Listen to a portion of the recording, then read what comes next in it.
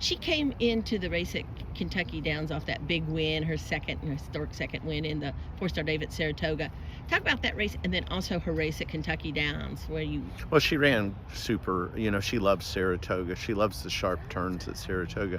I was hoping going into Kentucky Downs that we'd get a little give in the ground, because she likes, if she's sprinting, she's better with some give, and it was very hard and fast, and they just are too fast for her, so, but I thought it was a good race. It set her up.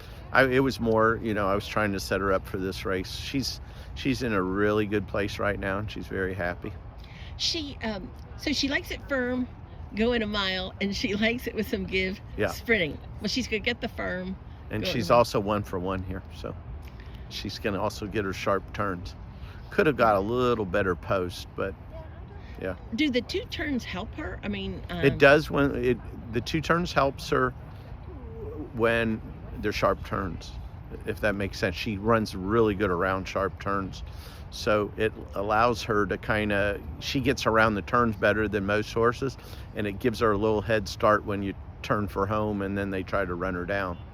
Before her race at Kentucky Downs, when you were explaining why you were going in that race against the boys, the winner you're in for the turf sprint versus for the second year in a row trying to win the ladies sprint, you were very open that you want to keep padding her resume. Exactly, and I kind of felt like the other race she already did that, and I mean, if I knew that the turf was going to be as fast as it was, I probably would have just opted for the Philly race, but I'd made, already had decided to do it, and we were there, so we tried it.